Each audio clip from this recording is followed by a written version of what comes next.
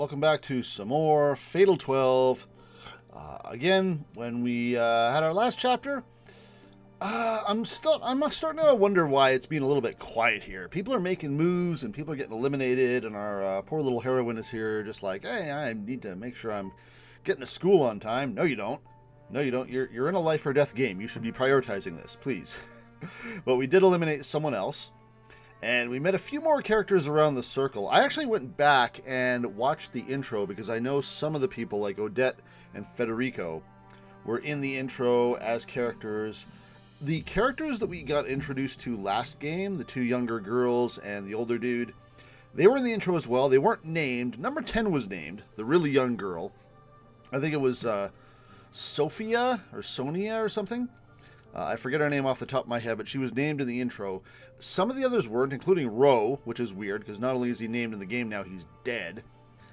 And the other two characters we're missing were also shown, too. They're basically just like older teen, young adult, that age range, one boy and one girl, with fairly nondescript designs. They're just kind of there. But I guess they're the two we haven't met yet. In the meantime, Odette's been making moves. She got Ro eliminated. We've had a few perspective changes. We even spent a little time as Miharu for whatever reason. And it turns out Miharu actually is kind of in love with our heroine. Because why not? We're the protagonist, right? Someone's got to have a crush on us. That's just how it works. So we're going to get into this. We have promised Naomi that we're going to tell her about what the hell's going on. But then we got interrupted and said, well, we'll talk about it later, which implies to me that Naomi's going to die or something, and we're not going to be able to tell her. Funnily enough, I wonder if something's going to happen to somebody because of someone else, and then when they get eliminated, all of a sudden that's going to be undone. Like, what if Naomi dies, or something happens to her, and we need to undo it by dealing with whoever did it, and then when they get eliminated, that event is undone. There's a lot of potential here. Even Ro's elimination was fairly straightforward. Not a whole lot to it. It was just, I have your 3 cards, now GTFO.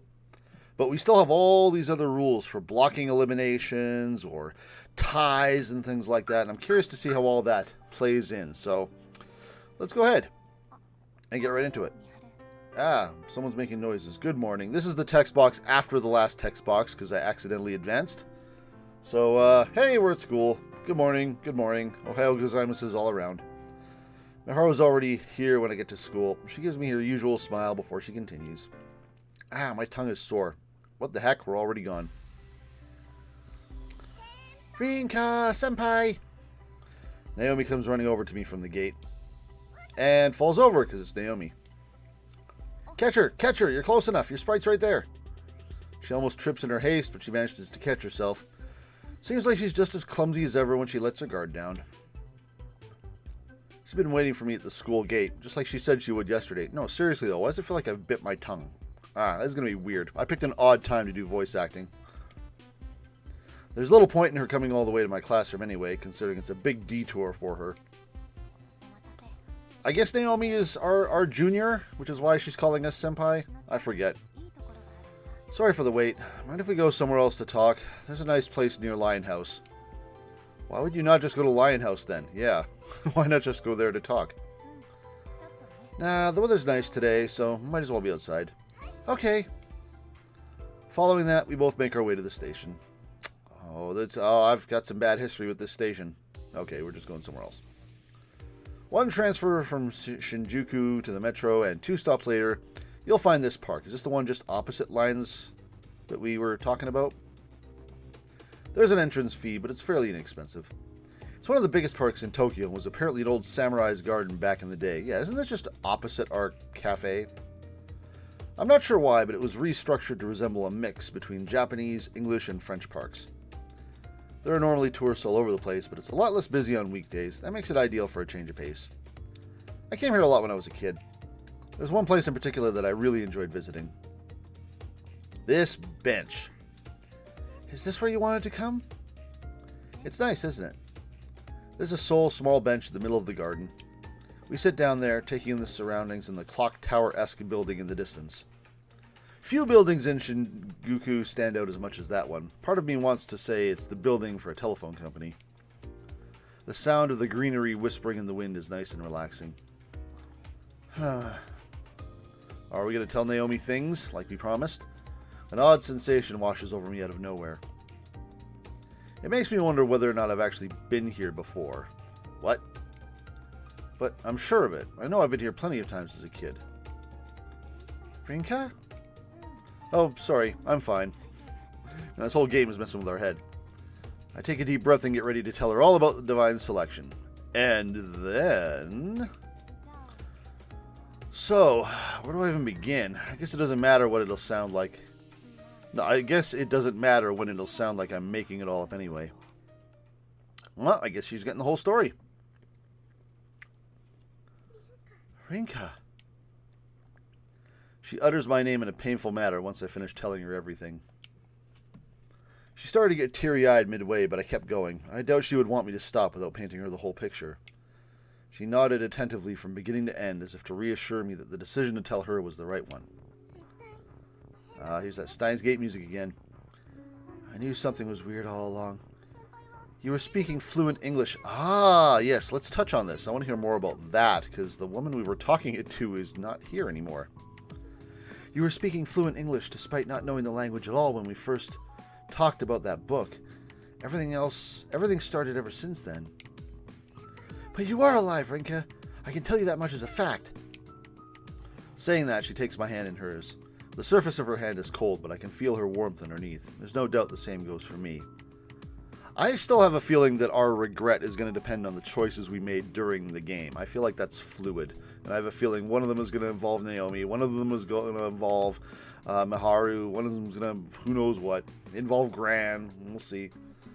That warmth serves as proof that I'm alive. Yeah, I know, but, well, it seems like that shouldn't be the case. I'm sorry for saying what I did without understanding the situation you're in. Not like I would expect you to, considering I never mentioned it. She doesn't doubt what I have to say for a second. Chances are that my cause of death lines up with her dream so much that she has no choice but to believe it. It gives her an answer as to why she's having that dream too, although it does nothing to resolve the situation at hand. Not only are you in this situation, but Miharu as well. Okay, so we did mention that. I wasn't sure whether or not I should tell her about Miharu, but I decided to do so in the end. On the one hand, there's no point in trying to keep certain things to myself. On the other, I simply gave in to my desire to lighten my own burden. Well, I wonder how she's going to feel about that. I'm spilling all the beans about her, too. What's more, she says she's prepared. She's referring to Miharu's statement regarding her own participation. That she's willing to give her life for mine. I wouldn't be able to say the same if I were in her shoes. Well, at least you're honest. Same here. I don't want Miharu to die, but I don't have it in me to willingly let her make it through either. 2 weeks have passed now and I'm still not sure what I should do. I don't think you can be blamed for that. Another breeze blows through, catching our hair. Get it out of my mouth! It's a surprisingly cold breeze for this time of year. I can see the sunset off in the distance. Is someone listening in on us, too? I was wondering about that. I was wondering if someone was going to listen in when we were talking to Naomi. Who's in this park? Who's in the bush behind us? The mixture of blue and orange on the horizon somehow resembles a wavering heart to me. Miharu is very strong-hearted, isn't she? Yeah, she is. She's the complete opposite of me. We're pretty strong-hearted. We're pretty don't give a crap. She knows exactly what she wants to do, whereas I'm sitting here unable to make any sort of decision. She might have already gotten started on gathering info based on the cards she received. Yes, and why are we not? I mean, we've made a cursory attempt. We tried to figure out more about Federico, but also we're sort of stumped as to... Like, the other cards don't provide leads. I think Odette was pretty smart on how she got onto Roe. But, I don't know. I'm curious how other people have started making these moves. There's got to be some way. There's got to be some way to win. In fact, I'm certain she has. The determination in her eyes makes it apparent. Her attitude at school isn't any different from usual, but that's just further proof of her resolve. There's no doubt she's doing as much research as she can elsewhere.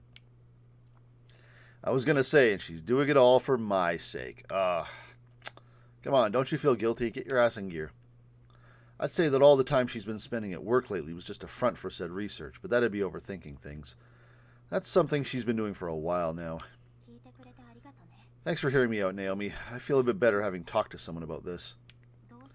I still don't know how I should approach this whole situation, but for now I'll just focus on going about life as usual for a bit longer. Saying that, I get up off the bench. Uh-oh, what is it? Okay. Or I try to, but Naomi stops me by grabbing my sleeve. Can you wait for 5 more minutes? I've come to a personal conclusion myself. Is she going to start doing research for us? A personal conclusion? She nods firmly in response. I want to help you, Rinka. Things can't continue like this. It may be somewhat selfish of me to say when I'm not in your shoes, but you need to face reality. You can't keep running from it. Running from it? It's not that I'm struggling to make a choice. I'm simply avoiding it altogether. Yeah, kinda. Naomi makes sure to be as frank as possible with her words. And they turn my entire world upside down. The reality that I've been running from, my responsibility to choose whether I'll live or die, finally sinks in. Yeah, you've just been leaving this up to others. Before I know it, the sky's been dyed entirely in orange. We need to be more proactive. At the very least, I can help you gather information. I'll even be able to meet those other participants face to face since they don't know who I am. Most importantly, though, I can help share the burden you've been pressured with. I wonder if anyone else has made a deal with someone who's not part of the game in this way, because there seems like there'd be advantages to that, if only because you're partnering with people who also don't want you to die because they're your friends, or just, promising them, hey, I'm going to pay you whatever. You know what? You could actually pay them ahead of time, because if you die, that payment gets undone and you lose, so they can be sure you're going to pay. Naomi, her words are filled to bursting with resolve. There's nothing we can do to change the fact that it could come down to either you or Maharu making it through, but if you continue like this, things may even end before that. Hey Naomi, there's something I've just realized myself. She turns to face me, waiting for my follow-up comment. There's someone in the bush behind us! Having the truth put in front of me like that makes me realize what I'm most afraid of. I'm terrified of what I have to do to make it through this. Not only Maharu, but I also have to eliminate others to ensure my own survival, or just sit back and let Odette do it. Is my life even worth casting aside the life of others for? I'm not too sure about that. I mean, I don't even know my own regret. I've seen the expressions of those who were mere moments away from being elected. I wouldn't describe them as sad, angry, or even accepting. They simply looked powerless in the face of what was about to happen. Those were the faces of people who died without being able to fulfill what they wanted out of life. Meanwhile, I'm not sure if I have that much invested in anything to begin with. That's why part of me feels like my life isn't worth being saved in exchange for theirs. Is it not enough that people like myself and Maharu want you to live? I can't say for sure whether or not eliminating others for your own sake is the right thing to do. What I can say, though, is that I don't want you to die, no matter what. If the idea of committing that sin scares you, then, at the very least, share half of that responsibility with me. Naomi, what? Wait, what? Hang on a second. We found another error. Naomi, myself, why would I go this far? That's not Naomi speaking, game. Why would she go this far for my sake? Before everything was undone, you chose to prioritize my life over your own. That's the kind of person you are. But that's irrelevant now. Well, that's true. I mean, we sacrificed our lives to save Naomi, so I guess maybe she feels a certain, moral obligation to help us out. It's like we did her a solid. I'm willing to go this far because it's for you, Rinka. That's all there is to it. Huh? That's weird. Why do I want to cry now? Because you're a big baby. She turns her gaze toward the sky, desperately trying to fight back the tears that are ready to fall at any moment. It's a weird time to have a thought like this, but I can't help but consider just how vast the sky truly is. Naomi has nothing but praise for the coffee I make. She's made me realize that I am avoiding reality. That, and a number of other important things. Promise me you won't do anything dangerous. Huh? The tears have started to stream down her face by the time I say that. I can't die from anything other than elimination during divine selection, but the same doesn't apply to you. Yeah, I'm still wondering how that's going to play in. Is someone actually going to survive something that would normally be fatal? I wonder how that's going to affect things. Promise me that you won't do anything that'll put you at risk. I mean, someone else could actually go out of their way to put themselves at risk to get information that would normally be a really bad idea, but they know they'll survive, so they don't care. Unable to get the words out, she bites her lower lip and nods her head. I have to assume every one of these rules is in place for a reason, so I'm very curious how they're going to affect things. That being said, allow me to formally ask you, Naomi, will you please help me get through Divine Selection? There's no need for you to be so formal. I extend my right hand to her, which she takes. Her nervousness melts away with the beaming smile she gives me afterwards. Come on, give me a smile. Her tear-stained cheeks serve as a nice contrast to that. You really are crybaby, aren't you? And you could do with learning when it's okay to cry. No need to tease me. Her tears don't stop flowing, even though she's all smiles. Just then the announcement comes that it's almost time for the park to close for the day. I take the opportunity to tell Naomi that I'll see her tomorrow, and then I make my way home. I have a feeling Naomi's going to start getting work done. She's going to come to school with friggin' file folders. When I get back, I open up Lionhouse for a bit. God, it must be nice to just open and close when you feel like it. Okay, I'm here, we're open. Okay, I'm not, we're closed. After messaging Naomi during break time, I decide to keep the store closed tomorrow so that we can focus on gathering intel and organizing our thoughts. Here we go. This is what I was complaining about at the beginning of the video. Get to work. I figured hitting up the library would be a good idea, since we'll have access to newspapers and the like. But considering I still don't know where to start, I decide it's best for us to meet up there first. Yeah, how are you going to look up things that have been undone? Odette had some nice inside intel. So ideally did Naomi. Oh, what if we get information on the bomber? Because technically we remember her. Maybe that's the first one we address. I'm also not sure if it's a her. They refer to it as a boy in the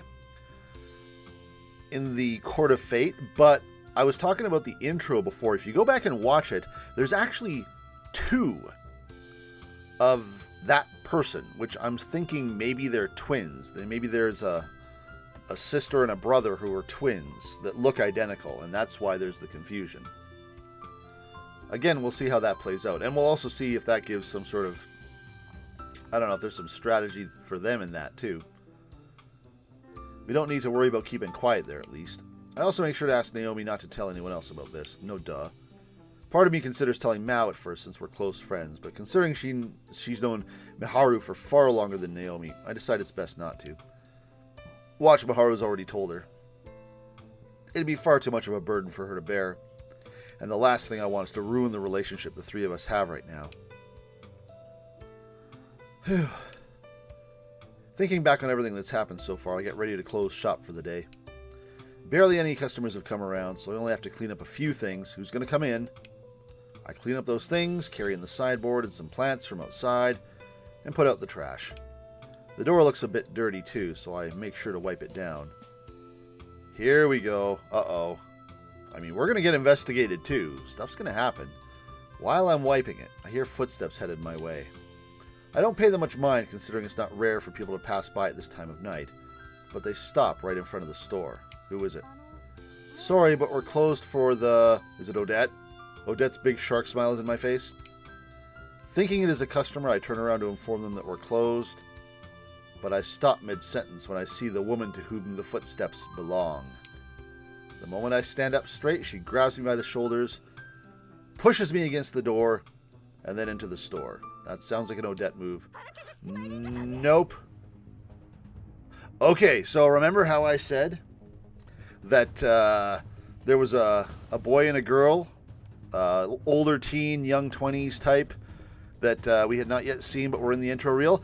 Here's the girl. There she is. Oh crap. She found us. She got a name.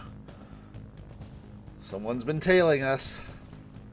Suyur Shishimai Rinka. Uh-oh. Her words come out loud and rapid. Her voice sounds like her throat is ready to explode. Her first impression makes her seem desperate, but I'd say she's more anxious than anything else. Surely we recognize her. I mean, this is our first time seeing her as a player, aside from the intro, but we've seen her. She's number 7 or 8. I don't know which one is... One of them is 7, one of them is 8, but we don't know which yet. That's why her shouting actually helps me to approach the situation with heightened composure. Ah, okay, she's number 8. There we go. You're number 8, I take it. Rather than answering her question, I opt to shoot one right back at her. I don't know her name, but I recognize the face. She's one of the people I've seen in the dream world. Composed as I may seem, it's not enough to keep my nerves calm. I can feel myself working up a cold sweat. Even the most minor thing here could act as a hint for her, so I need to watch what I say. Answer me! She slams her hand against the door, closing the distance between us even more, and yet I'm not afraid. Mainly because I keep in mind why she's so anxious in the first place. The only reason she's asking me is because she's not entirely sure that I am who she thinks I am. Meanwhile, number 12 gained her name card from the woman he eliminated during the first round, if memory serves. Ah, okay, so she has a little reason to be perturbed. Answer me! I've got your card, so I know you're Shishimai Rinkai! I don't have a voice for her. I don't doubt that I'd be panicking if this was numeral 11 or 12 asking. But it's the same dread I feel from competing with people like them that allows me to remain calm here and now. Yeah, you're not nearly as imposing as they are. Yeah, that guy I keep calling Bill and Scorpion, apparently his full name is Alan Scorpion, which is a weird name to give someone just because they're from the Middle East. Like, Alan Scorpion? What a name. It's like having an American character called Billy Bob Gun Jones. But anyway, compared to them, she looks like your average woman. Slender and pretty, although you can tell she looks overtired. There's no doubt she's been getting little sleep. She's been desperately running around trying to get information. She's wearing what I believe is a shawl atop a hospital gown. Oh, a hospital... Remember when I joked during the first video that maybe we'll run into a nurse because we're having a lot of Mekon references? If she's a nurse, please be a nurse. Tell me. I was like, okay, this is not how you go about this, lady. What's your cause of death? What's your regret? I was killed by a falling piano and I regret never playing for the Mets. My silence makes her all the more agitated. Was it suicide? An illness? School? Love? Answer me! You need to calm down. My patience starts to wear thin, which causes me to place my hands on her shoulders and shove her away from me. I must have pushed her a bit too hard since she stumbles backwards. She seems a bit frail. She falls and lands on the hard concrete. I'm pretty sure Naomi could take her. Oh, sorry. I apologize without thinking. Even though we're trying to kill her. Showing sympathy to other participants, my enemies in other words, probably isn't the best idea. Are you okay? I ask but receive no answer. All she does is stare down at the ground and mutter something to herself. Following that, she collapses under her own weight. Whoa, hey, are you alright? I need to call an ambulance. No, I'm fine, so don't call an ambulance. I can get myself back up. Fine is the last thing that comes to mind when I look at you. Just don't. Her sentence trails off there. Did her cause of death have something to do with an ambulance? If she worked at a hospital, that could be an indicator. Judging by her steady breathing, she seems to have fallen asleep as opposed to having passed out. What? She fell asleep? Is she narcoleptic? Did she fall asleep and get into a car accident? I spot the name of the hotel she was admitted to written on the hem of her gown. It's only a 10-minute walk from here. Oh, she doesn't work there. She's a patient. Oh, well, you just made a terrible mistake. Fine. She doesn't want to get in an ambulance for whatever reason, but I can't just leave her here. Fortunately, she's rather light, so I opt to give her a piggyback ride. This is tougher than I thought it'd be. After I lock the store up, I proceed to the hospital. So surely we'll be able to ask what she's in for. I mean, it may not be correct, because whatever killed her has been undone, but we might get a clue. When I arrive, the nurse I speak to showers me with praise. It's hardly surprising. I think most people would praise a high schooler who had obviously exhausted herself by carrying a patient all the way to a hospital in the middle of the night. We're going to get more information on her than she got on us. She got our name. We'll at the very least probably get her name. The nurse wastes no time in taking her away, so I guess she really is a patient here. Thanks to this, I managed to learn her name as well. Well, how about that? Kamebuchi Keiko. Kamebuchi Keiko. Kamebuchi Keiko. I'm assuming Keiko is her given.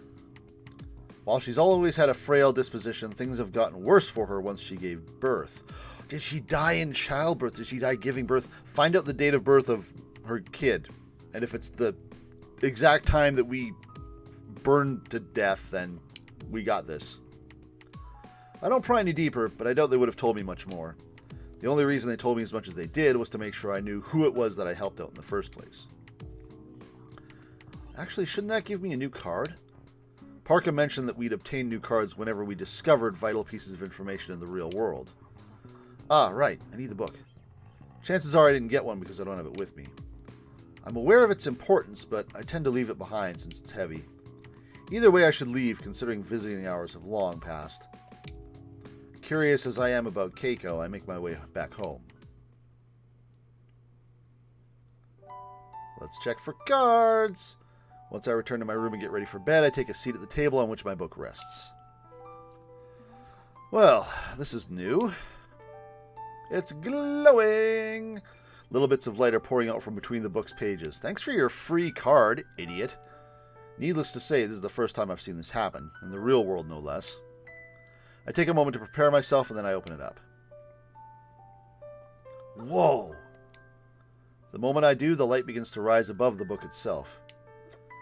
Oh, what's going on? All I can do is watch as it eventually congregates to one spot almost 2 feet above my table. Did we just get the one card?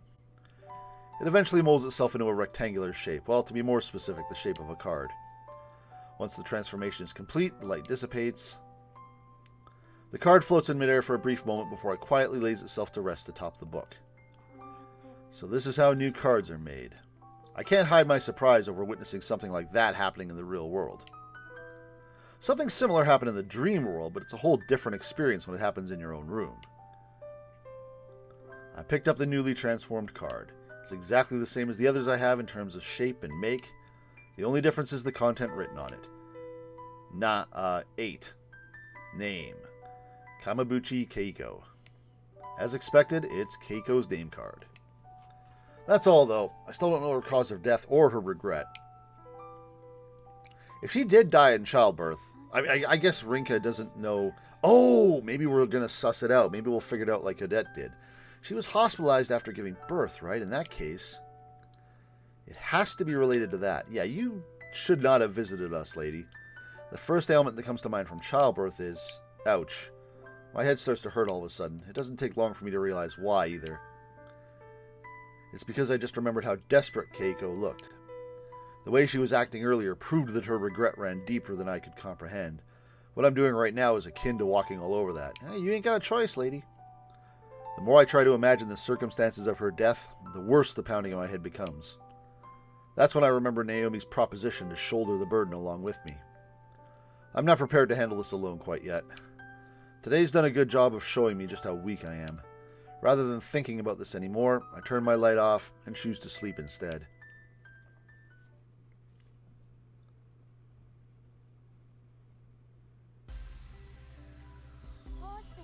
Yo, Rinny!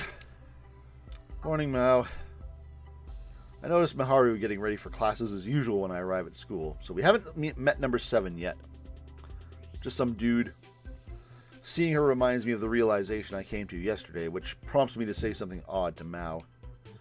Miharu really is strong-hearted, isn't she? You think? I'd say it's the opposite. Her voice and tone are lower than usual. Huh? Anyway, let's get back to the daily grind. Again, why am I here? Naomi, let's go do things. She returns to her usual self right away, almost as if to avoid continuing on with that topic.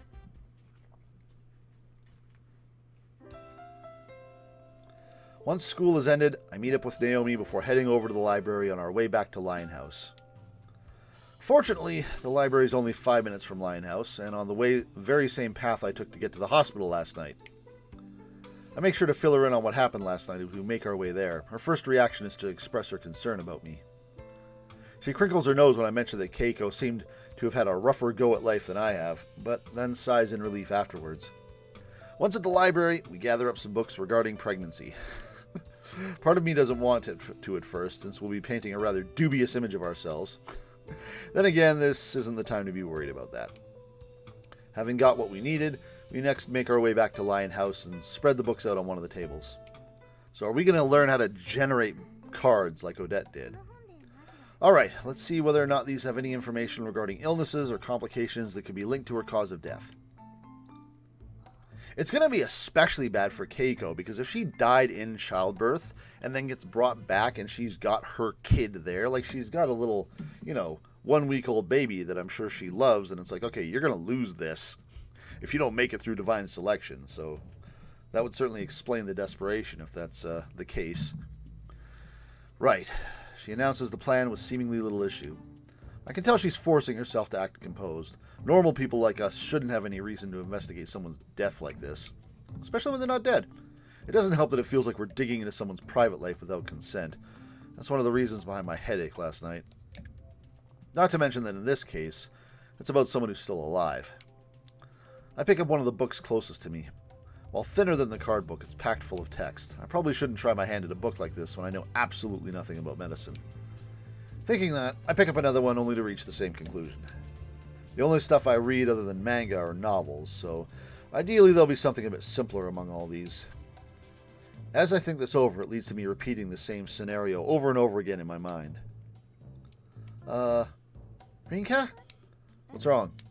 Are you, not well versed when it comes to books? She's using the book in her hand to obscure her face from below the eyes, which are glued to me. Not really, but I mean, aren't these a bit too difficult? You should have said so when we were at the library. I could have picked out some of the simpler ones. That makes it pretty clear that I left Naomi in charge of picking out which books to get. I figured that it'd be best, considering she's a bit of a bookworm. I take it you're not big on studying, then? I nod my head after a brief hesitation. I wouldn't say I'm bad at studying, but there's no point in putting up a front, especially when my grades tell a different story. I'll give it a shot, though. Can't let you do all the work for my sake. I pick up another book and peruse the table of contents. Naomi hides part of her face behind her book again, but I can see how focused her eyes are on its contents. Come on, you can take some honest stabs at this. 2 hours later, I feel my concentration vanish into thin air. Let's take a break. Naomi? What is it? Dang, your concentration level's off the charts. How about a quick break? Oh, that sounds like a good idea. She closes her book after I make my offer. I guess she finished reading that one too, which makes her a total of 3 so far. Meanwhile, I'm still stumbling through my first. The difference in reading speeds between someone who reads often and someone who doesn't is rather striking. I brew up some coffee for the both of us and bring it over to the table. Thank you very much. Arigatou gozaimasu. I feel like this is the first time in a while that I've gotten to have some of your coffee. You might be right. I spent so much time teaching her how to make coffee that I actually haven't had much opportunity to make some for her myself. It's always nice watching Naomi drink the coffee I make, considering how much she seems to enjoy it. So, managed to find anything worthwhile? I've picked up on something myself, in truth. But asking for Naomi's input first seems like the best idea. I did. First of all, it turns out that there's an extremely low mortality rate for women during childbirth. The book I've been reading says the same thing. Based on a study from 2014, only 3 out of 100,000 mothers died while giving birth. Alright, so should be some easy guesses here. I assume Keiko is in her 20s or 30s. Even if it's the latter, there's only a 0.003% chance of it happening to her. Oh, but then it means, but what if she didn't die in childbirth? What if it was something else? For comparison's sake, a person's much more likely to be involved in some sort of fatal traffic accident than that. This stuff actually caught my attention while reading because it'll be relevant to me at some point in my future. Seems like Naomi read about the same study. You'd think we were revising test materials together or something. Doesn't the fact that there are so few cases make it easier for us to determine the cause, though? Only if it's related to childbirth.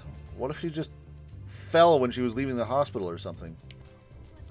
I thought the same myself, but how much information do we need to be able to turn it into a card to begin with? The cards I have that detail causes of death only say stuff like fire, so I assume you just need the general idea. I see. You mentioned that the process involves giving thoughts a tangible form, didn't you? Yep, but it's not like I know how it actually works. In that case, it's likely that you need to believe in your thoughts for them to be considered a tangible form. Now the conversation's getting a bit complicated. I take a moment to mentally sort out all that info. The process behind making new cards involves giving information, thoughts rather, a tangible form. Parka explained that much herself. How does one distinguish which piece of information is correct and turn that into a card then? Sorry, I should have explained it in simpler terms. Basically, I'm curious about the circumstances about which a card is created. For example, would one be made if you happen to correctly guess a cause of death or regret while having a casual conversation with someone?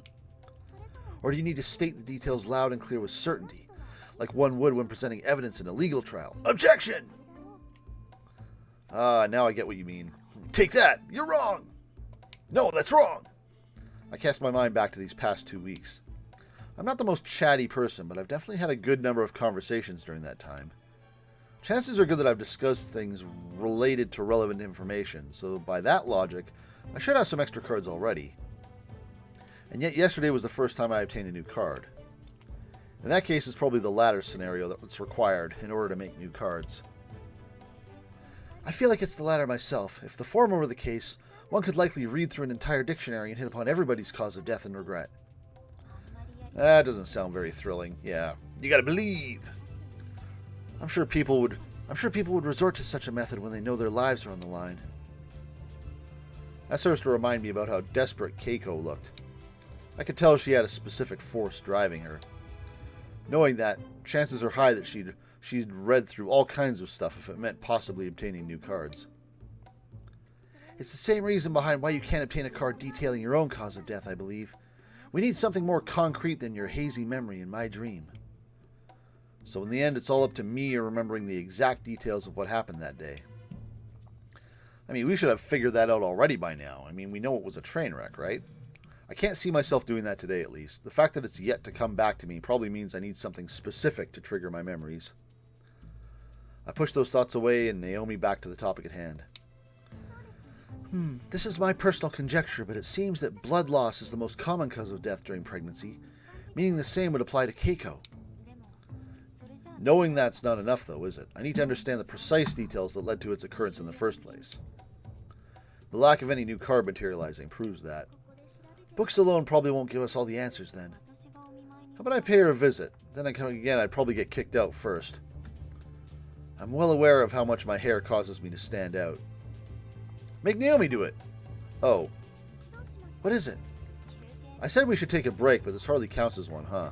I gotta hand it to you. You're really reliable when it counts. Glad to hear it. I say that, but I can tell she's pushing herself pretty hard. It's clear from the way she's speaking that she's more nervous than usual. The same goes for me as well. There's no way we could have a happy chat about someone's possible cause of death. However, I'm not getting a headache like when I tried to do this on my own. Her being here to shoulder part of the burden really does make things easier to bear. Now the issue is how we go about digging deeper. We also need an explanation still as to how we don't have Miharu's card, because we really should have her name card. Oh, I forgot that I brought some sweets with me. I didn't make these myself, though. Saying that, she produces some chocolate, which I happily partake of. The sweet sensation that spreads throughout my body is almost enough to make me shiver with joy. You really can't beat a good dose of sugar. They do say that it's good for your brain. My mom always brings me some when I'm studying... What is it? I just realized a simple solution. If we want accurate info, then I should go and speak with her family. Isn't that a bit dangerous? Risky, sure, but there's a lower chance of me being caught than you. I'll make sure to go in plain clothes since you carry Keiko to the hospital in your school uniform. Wouldn't she have asked them to not reveal anything about her? I'm fairly certain an adult like her would have had reservations about bringing up the dream world to others. If anything, she'd advise them to keep quiet without giving any specifics. She has a point. I have no issue telling her everything, but there's no way I'd tell one of our teachers, for example. I'd probably be fine with telling my gran, but definitely not my parents, if they were around. That goes double if I were Keiko's age. I promise I won't do anything too dangerous, so please leave this to me. She is totally going to die, and we're going to have to undo it by getting someone removed. I'm more worried about your acting skills. Please don't be so blunt. She once again tucks her face behind a book and then pops part of it back out to speak to me after a moment. I'll do my best, though, especially when it's for your sake. You really are reliable, aren't you? As for when I should go, I'd say the weekend is my best bet. Right before election. How so? Her family is likely to visit at night during the week. In fact, they might not even be able to visit at all if it gets too late. Meanwhile, her husband at the very least should stop by during the weekend. I'm best off doing this as soon as possible, so I'll aim for this Saturday. Got it. I'm coming with you, though. I'll hide somewhere nearby so you can scream if anything happens, and I'll come get you. She nods her head in response, understanding that I won't back down. We try to discuss other possibilities regarding her death after that, but it basically turns into a study session about pregnancy. After walking Naomi to the train station, I make my way back to Lion House. So maybe our research will help us figure out something. We'll hear about things at the hospital and be like, oh, we read about that in a book. She must have died from this. I have to admit, I'm surprised by just how fruitful our efforts today have been. It goes to show how little I've been thinking about divine selection before talking to Naomi about it. It's gotten me to question my own life. I still can't say for sure whether or not it's right of me to want to survive. However, I can say with certainty that I don't want to leave my friends and family upset over my death. That's enough motivation for now. I'm sure Keiko has the same resolve pushing her forward. In fact, hers is probably stronger considering she has a child. Exactly, just like Psy'Min Sezz. I was told I lost my parents in an accident almost immediately after I was born, so I'm not too sure what it's like to experience the warmth and love parents can provide. Maybe that's going to end up being part of her regret. The only thing I have to go on is when my gran spoke to me about my mom. Her expression showed an entirely different kind of love from that she holds for her granddaughter. Okay, enough thinking for one day. The more I consider Keiko and her situation, the more empathy I feel for her, which makes me think of her even more. What should I be doing? What I should be doing right now is casting my emotions aside and gathering as much info on her as possible. Even Naomi's pushing herself to do what she can for my sake. The last thing I want is to let that go to waste. My priority right now should be to get some rest. Thus, I crawl into bed and close my eyes.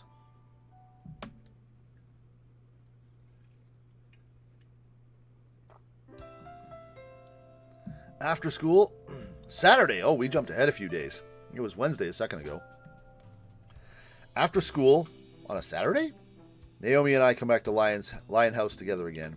Maybe I misread that, or maybe it was a typo. Keiko never has approached me again after that one night. She probably realized that I now know her name. Right.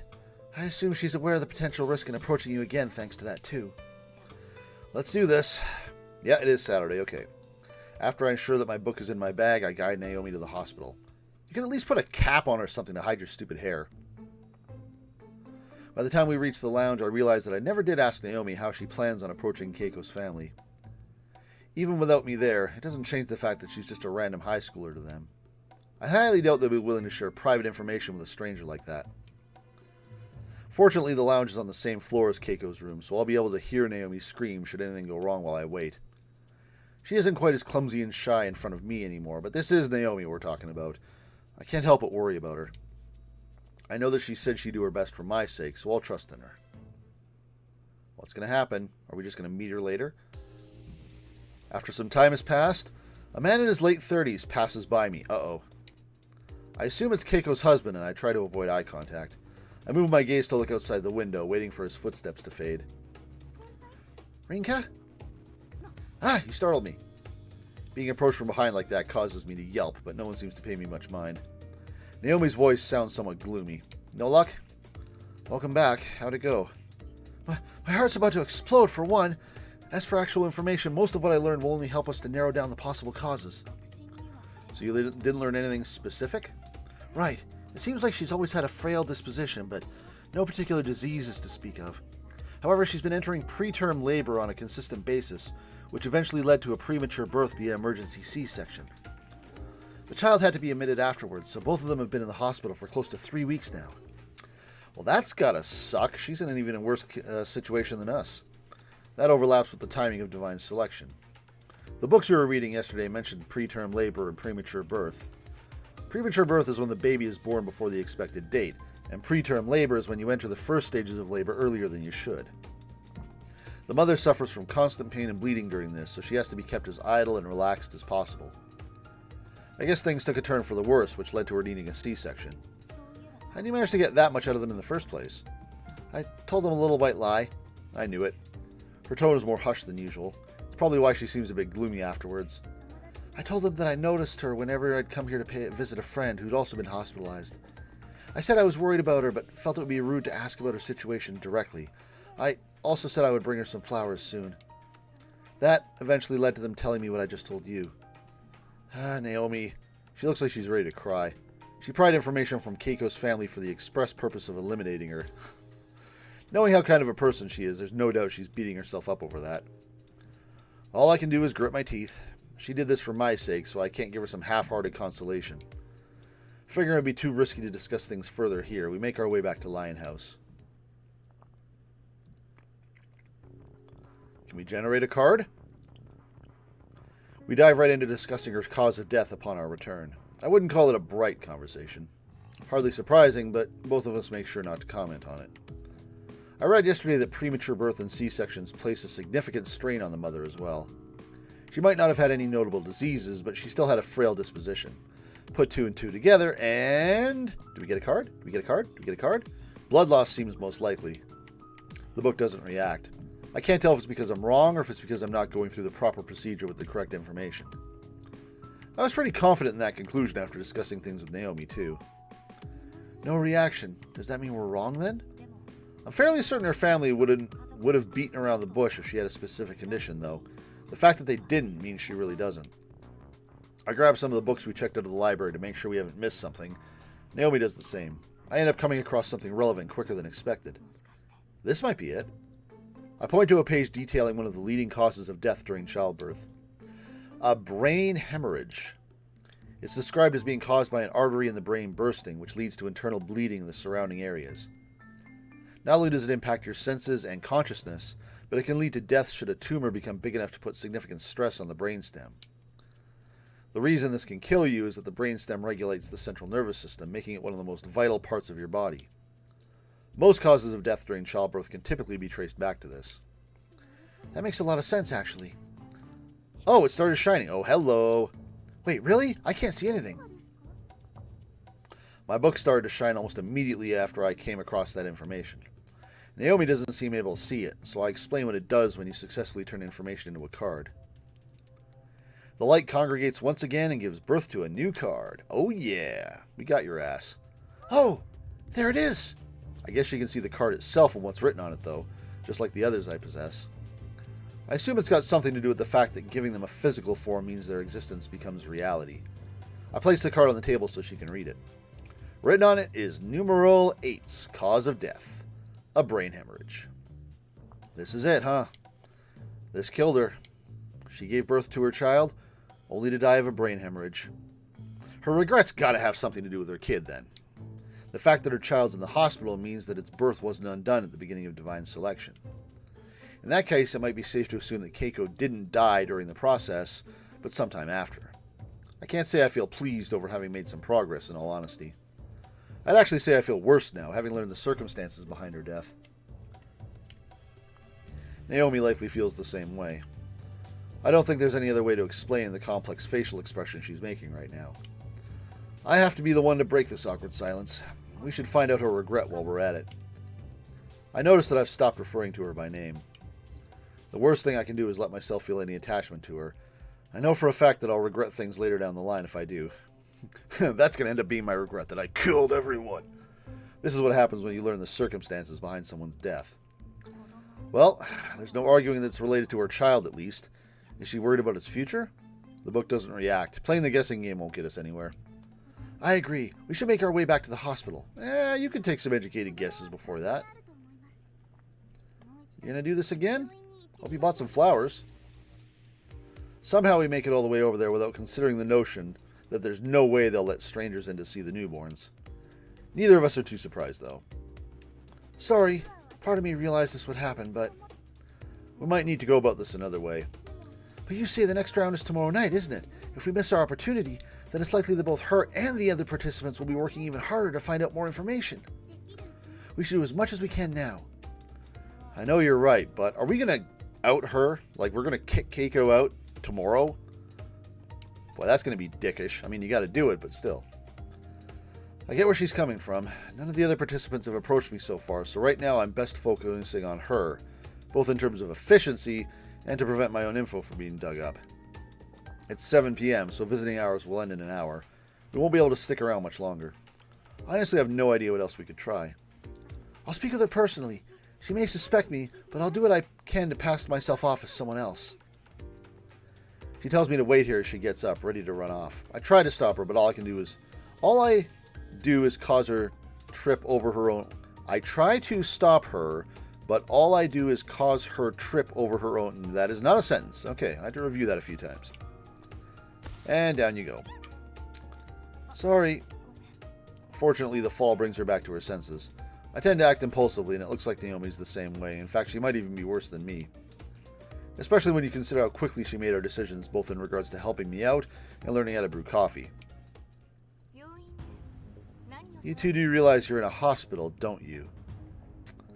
Might as well have a bit of menace, considering who's speaking and the music. Hey there, Keiko. How's it going? I feel a chill run down my spine the moment I hear that voice. I'm kneeling down to give Naomi a hand, so I stare upward and into her face. You're Kamabuchi Keiko, the very person who we've spent the past few days investigating as much as possible. Why is she even here in the first place? We made sure to discuss things on a different floor from the one her room's on. This works for me, though. I was in the middle of looking for you, Shishimai Rinka. The tone of her voice is chilling, but her saying my full name out loud makes it ice cold. I step forward in an attempt to keep Naomi from her line of sight, but there's no way she hasn't noticed her. Your little friend seems to have had a lovely discussion with my husband. It must be nice having someone to cooperate with you. I can't find an appropriate response. Much like our first meeting, I risk putting myself in danger if I say anything without thinking first. There's no need to panic, Rinka. I just wanted to discuss things with you. She gonna try to make a deal with us? Discuss things? There's no doubt the discussion will be regarding divine selection. A few moments later, I nod my head. You can't! You may leave. I'm only interested in Rinka. Don't worry. If she just wants to talk, then that's fine. I nod reassuringly at Naomi, who looks worried sick over the situation. Even so, be careful. I already said there's no need to panic. I'm not here to hurt her. I just want to talk. How about we go to the lounge upstairs? It should be rather empty at this time, and I'd much rather not discuss things in my room where other patients are around. As for your little friend, she can wait right here. I'd hate for her to try to eavesdrop. I follow her after that, leaving Naomi, who looks as worried as ever behind. How's this conversation going to go? This person is obviously hostile toward us, and for good reason. Once we reach the lounge, she directs me to take a seat and walks off. She returns shortly thereafter, a can of coffee and a bottle of water in her hand. Here, take it. I accept the coffee, unable to hide my surprise. There must have been a vending machine close by, but should I really take this when she's technically an enemy? Don't worry, it isn't poisoned. We might be in a pretty unbelievable situation right now, but that doesn't change the fact that those kind of substances are rather difficult to come by. Shouldn't affect me anyway. Aren't I basically immortal right now? That's not what I... Relax, I understand. I was rather frantic during our first meeting. I must have frightened you. Hearing that admission from her, I take a sip of the coffee. Quite the gutsy one, aren't you? I figured you were just working part-time at that cafe, but you actually live there, don't you? On the second floor, I believe. I don't answer.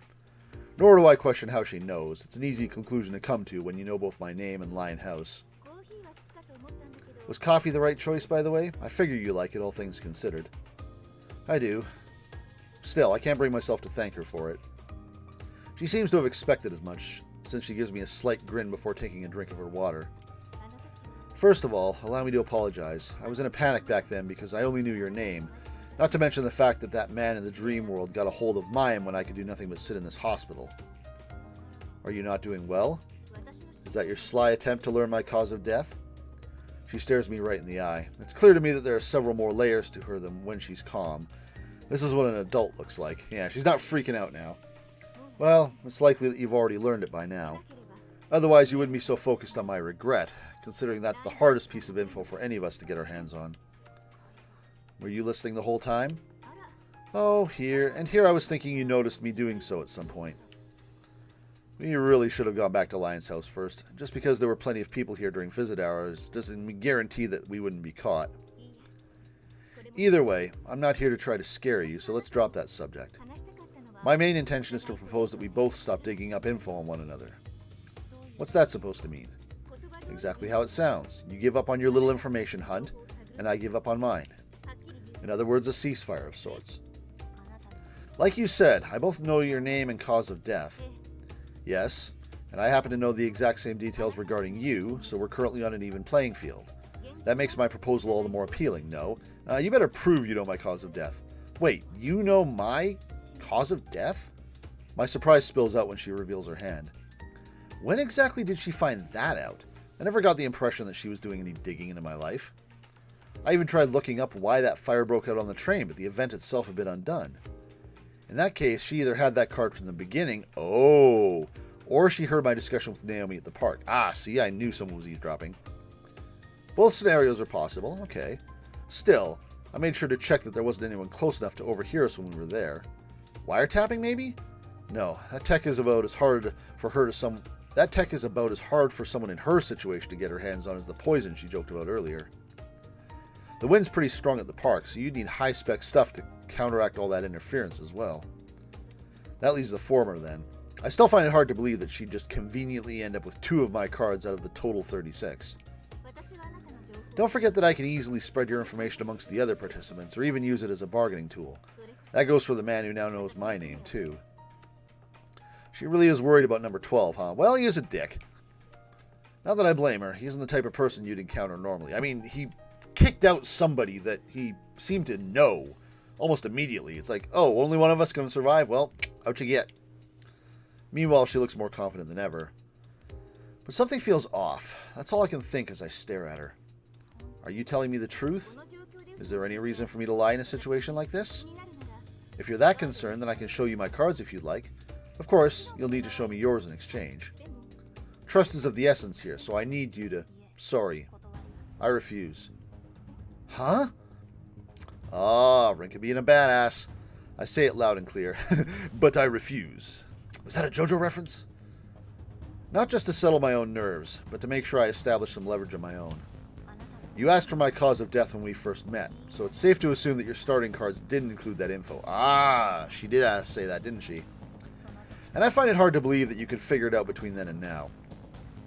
Not to mention that I'm still fuzzy on the details of my own death. Even if she did manage to listen in on my conversation with Naomi, there are too many unknown factors for her to get a card out of just that.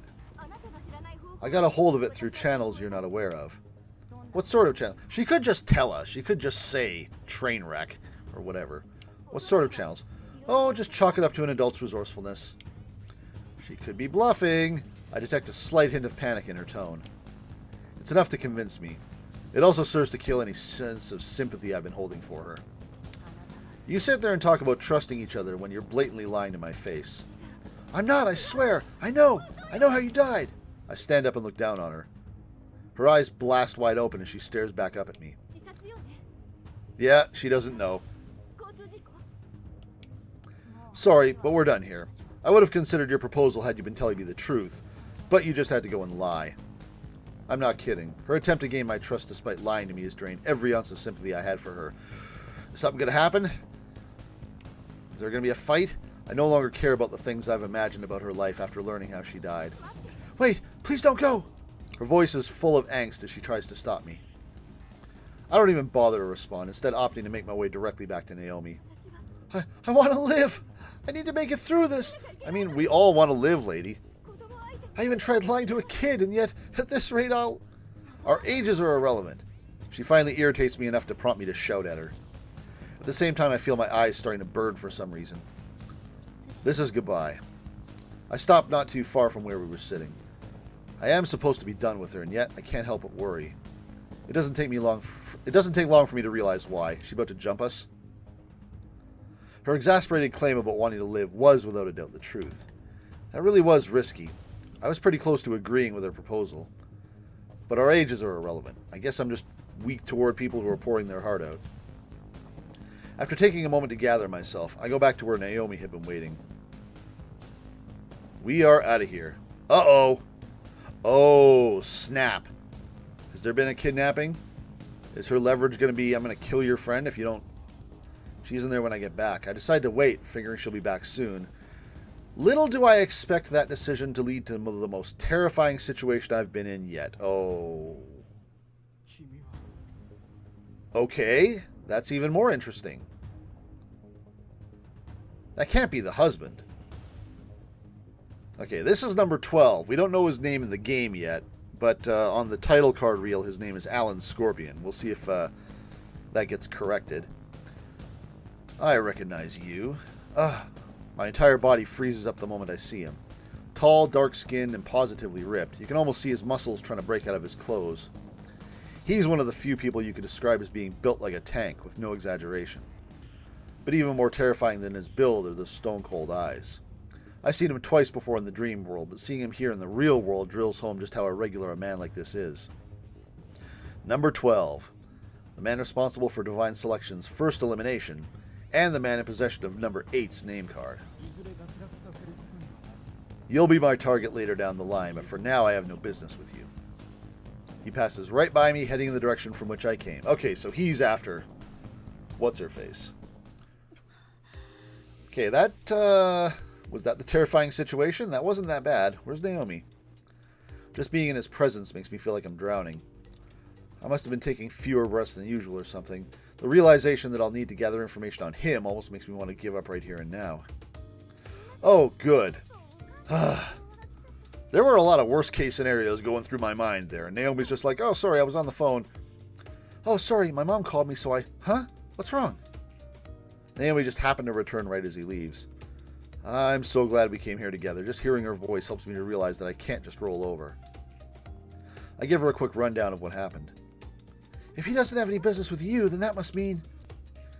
He has her name card, so he must be aiming for her. Wait here, I'll follow him. Naomi stops me as I try to go. Why would you follow him? You've got no reason to. You're right, but I can't help but remember her pained expression. Her desperate voice. I can't sit here and do nothing. Stay put. If anything happens, I'll get in touch. Be ready to contact the police. Rika. She lets go, almost as if she's lost all of the strength in her arm. Let's see how this plays out. And if we, when we leave, maybe we'll end the recording. I sprint away before she can say anything else to stop me. Is he trying to just abuse the information out of her, threaten her? It takes a few minutes to get her out of her room. Rather, it takes a few minutes to try to convince the nurse, considering visiting hours are over. She eventually comes out of her own volition after hearing me shout. You're safe. Why did you come back? Her expression is completely devoid of life. I'm the one responsible for that, too. Did you change your mind? She asks with obvious doubt in her voice. I can't give her an immediate reply. That man's definitely aiming for her, so I find it hard to believe that I beat him here. And he's got his book on him as well, considering he was able to speak to me. I doubt he could read the signs here without it. In that case, how did I get here without even passing by him? Wait, don't tell me. Wait a minute, what are you doing? I grab her by the hand and try to drag her along, which obviously takes her by surprise. Your child's in danger. She resists at first, but that stops the moment she hears me say that. Number 12 is here inside this hospital. He is? Don't tell me he plans on taking my baby hostage. Finding out that she's given birth recently isn't a particular difficult task.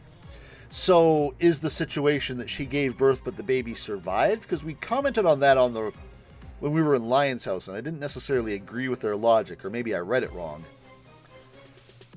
If he's taking her baby hostage, then, uh-oh. And it goes without saying that a 3-week-old baby has no means to defend itself. They may not be letting strangers in to see the newborns, but he's the type of man who seems able to get around an issue like that with ease.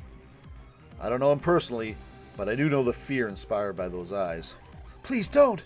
She keeps mumbling as I lead her to the nursery. What I witnessed upon our arrival is far more disastrous than expected. Uh-oh. The lights in the hallway leading to the nursery are off, and all the emergency lights have been shattered. A faint light comes from the room beyond, tell us all we need to know about the situation. What the hell happened here? Having shot ahead of me, she's the first to raise her voice. It doesn't take long for me to understand why. I see a number of nurses sprawled out on the floor. Uh-oh. No! I lay my ear close to their mouths and confirm they're still breathing. I expected the worst, but it seems like they're all still alive. Boy, this guy is proactive. Never mind Odette. However, an even worse scenario soon presents itself before me. Naomi? For some reason, Naomi is among the unconscious nurses. The frick? I'm sorry. She's obviously struggling to speak, but she does so nonetheless. I notice her glasses lying not too far from her body. The lens is cracked. I figured he was aiming for the baby, so I tried to stop him. The baby's done nothing to deserve this. Oh, Naomi's a smart one. I was wondering why she was here. You idiot! Ugh! She runs straight toward the room from which the light emanates, ignoring my calls for her to stop. Rinka, get away from here! I'm sorry, Naomi. Rest here a little bit, okay? I grit my teeth and give chase. Hey! What are you doing? A voice roars out as I reach the nursery. The babies all start to cry, likely because their shouting has woken them up. Man, all the nurses are unconscious. He's just going around whipping things. Surely someone was able to call security. How many nurses did you knock out? Jeez. The fact that the babies only now woke up means he somehow made it this far by being swift and silent. Okay, never mind.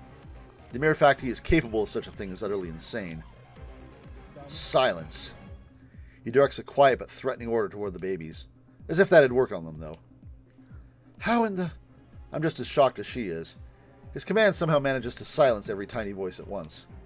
I feel my legs get glued to the ground in the presence of such a monster. My entire body starts to shudder. Why did I come here in the first place? Why are you here with her? She's here to sniff out info on me as well, so she probably figured she could use this situation to her advantage. Huh? Figures. You heard me earlier. I have no business with you at the moment. I'm aware of how notable this country's security measures are, so I prefer to wrap this up quick. His tone is low but steady. The fact that he can maintain such poise in a situation like this is unsettling. Why doesn't he just knock us out? Why did you come here? I know your name, so learning your location and why you're here was a minor task. Let's forget about the how. You're aware of what I mean when I say I want to do this quick, aren't you? I'm not, but right now I need you to step away from the children. That only proves that you know exactly what I plan on doing, but fine. Allow me to spell it out for you. Your name is Kombuchi, if I recall. Therefore, this is the bed I'm looking for. Oh, he locates her baby right away. The baby's name is written on the bed. I can't see its face from where I stand, but I can read its name. Haruki. I assume it's a boy then. Surrender your cause of death and your regret. Otherwise, I'll see to it that this baby dies tonight. What? He states his intent to kill her newborn son without the slightest trace of hesitation. I feel the color fade from my face. Taking hostages isn't a pleasant situation in the first place, but how can he talk about killing a baby like that? She probably expected this too. Even so, there's no way she can remain calm having heard that. No one could when someone's family is threatened. Hi. You're wasting your time. I interrupt her before she can say anything. This is it. I need to muster up all my courage and knowledge so I can try to negotiate with him. Anything to get through this situation. Security should be here any minute now. Even you won't be able to escape so easily then. And once you're caught, you won't be able to do anything for the remainder of Divine Selection. Let them come. I'll simply escape with her child. Dealing with a few people on the way is easy enough and may complicate things afterwards, but it doesn't change the fact that I will come to possess Kyoko Kombuchi's information. He answers right away and continues his threat. You have 30 seconds. I'll kill the child in the bed next to yours if you haven't answered by then, followed by another child 30 seconds after that. If you still haven't answered, then yours will be next. They have nothing to do with this. Keep calm. If you don't, he'll add your own info into a part of that deal. She whispers this just quietly enough so that he can't hear.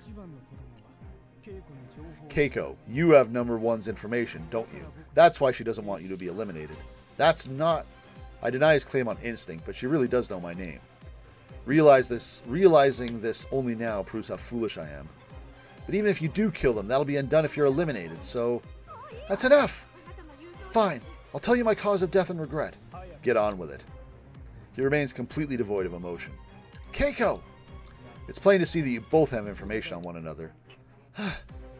That statement prevents me from saying another word. I can't spill any more crucial info. Thanks for going this far for my sake. But you're right that my child's death will be undone if anyone other than him makes it all the way through to the end. Regardless, what kind of mother, would do the thing that I just said, then skipped? What kind of mother would let her baby die? Something along those lines. Get on with it already. Why does this game not have a log? I have just one condition. Step away from the body and swap positions with us. Very well. He moves her to the entrance. We make our way to the bed. We can shield the babies like this, sure, but it also gives them an easier escape route. I died from blood loss. A brain hemorrhage, to be specific. We knew that. The chance of a woman dying during childbirth here in Japan is almost non-existent in modern times, so I must have been ridiculously unlucky. Don't waste my time with such useless drivel. He takes his book out and waits for her to continue. I had a frail disposition from the get-go, so I guess it was just a case of my body being not able to take the strain. Your regret. He rushes her along after confirming that he's obtained a new card. The baby's name. Interesting. Her answer takes me by surprise. She's already named it, so how can that be her regret? If I'm eliminated, then everything I've done during this time will be undone. I'm the one who named him Haruki. My mother-in-law didn't like the sound of the name, though. She was more concerned over that. She was more concerned with that over the meaning behind it. That's why I sincerely felt that the name she proposed instead was lazy. She cuts herself off for a brief moment. Her expression doesn't change in the slightest. Her gaze is clearly telling her to get on with it. Guess he doesn't have enough information to believe her just yet. My husband was in favor of the name she'd come up with. I talked things over with him, though, after Haruki was born. The fact that I was riding the line between life and death while giving birth probably prompted me to do so. Well, I guess all mothers would do the same thing either way. In the end, he was willing to listen and eventually agreed with me after hearing why I wanted to name my child Haruki. Following that, I filled out the birth certificate with the name I decided on. Your name almost represents your life itself, doesn't it? That's why I hold the name of my first child in as high regard as my own future. Her delivery is more than enough to convince me that she means it. The words weigh heavily on me, too. One's regret and one's future are inevitably intertwined. This is the moment I get to learn the future that Keiko wants to see. I wanted more than one child, but it looks like Haruki will be my first and last. No, I suppose he won't be named Haruki once I'm eliminated. So you are telling the truth. That's it? That's all you've got to say to her? My only concern is obtaining the cards I need. All I feel after hearing her story is my joy for having obtained them. Boy, this guy and Odette are going to be a problem. We got some serious protagonists here. Or antagonists, I mean. My fear is replaced with sheer rage. He's trampling all over her life for his own sake. Saying I feel nothing may not be the whole truth, but remember this. No matter what you say or think about me, each and every one of us caught up in this little game must stamp down the lives of others for our own survival. That said, I like the determination in your eyes. They tell a story that mere words cannot express. A certain contradiction resides within you. You're likely aware of it too. What are you talking about? The sound of footsteps ringing out from the hallway the moment I ask. While not quite as prominent, I can also hear voices. Time's up. Wait! No. As he declines, he smashes a nearby switch. Then the lights turn off, blanketing the area in pure darkness because the hall lights are also out of commission. I rush to get the lights back on as quickly as possible, and I get decked. He is long gone by the time I manage to do so. Rinkai, are you okay? Naomi!